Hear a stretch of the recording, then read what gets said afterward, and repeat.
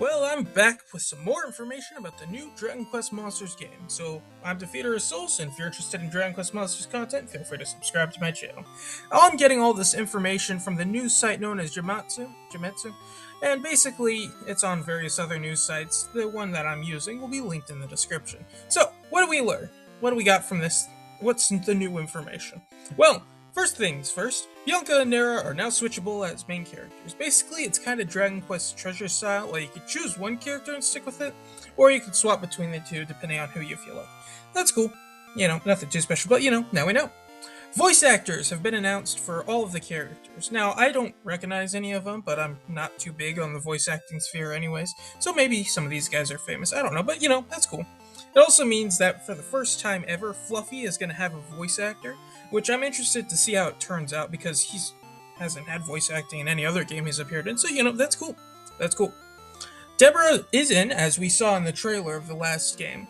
It kind of seems like she's a rival sort of role, based off what we can tell. She's not a playable character. I think it's going to kind of be like Solitaire in the original Joker game, where they're just, they're a rival. But I guess that remains to be seen. Story. Now, this is the big thing that, the reason why I'm making this video, the point of this article, the big thing. So here it is. It's not going to be word for word, but, it's the general points. Bianca and Nera both have fathers, and both of them are sick with the same sickness. Both of them need a special cure known as the Leaves of Life. However, the Leaves of Life are in a special world in which, they need to go to. However, upon going to the special world of Witherwood, we'll come back to that in a little bit, they realize that the Withered Wood is a withered world, and they need to bring some life back to it in order to get the Leaves of Life and save their fathers. So, it's simple but effective. It gives them a clear motivation, and, yeah, I have no problems with it, simple and effective. Now, Witherwood, yeah. So, Witherwood is just the Kingdom of Dead Tree. Obviously, this isn't official, but everything seems to be pointing to it. For example, there's a giant dead tree on the key art for the game, which honestly feels like something I should have noticed earlier. Who would have thought? Second, the king. King Withers is the king of Witherwood. Not the most clever name, but, clever puns. Sure, those are overrated. Anyway, if you take a look at him and you compare him to the design of the King of Dead Tree in the 3DS remake of Terry's Wonderland, you'll see that they're basically exactly the same, except King Withers doesn't look like a zombie as much. So, that's cool.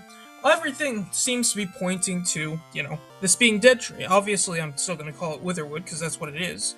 But, that's awesome. It means that we're kind of harkening back to the original game. And we're going to be seeing quite a bit of that, so that's cool. That's cool. Next thing that we see are portals. Portals which will bring you to special areas where you can explore.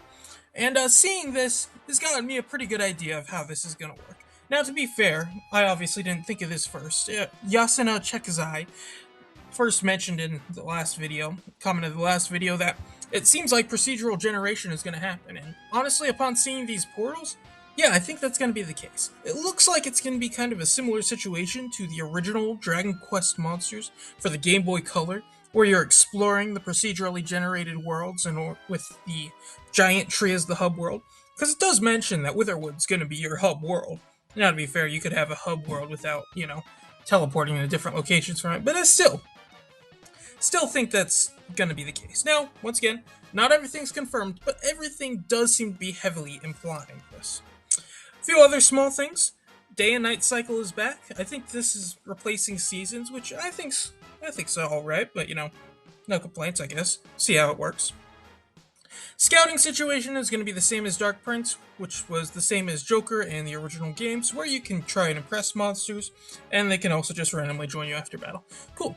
Not complaining.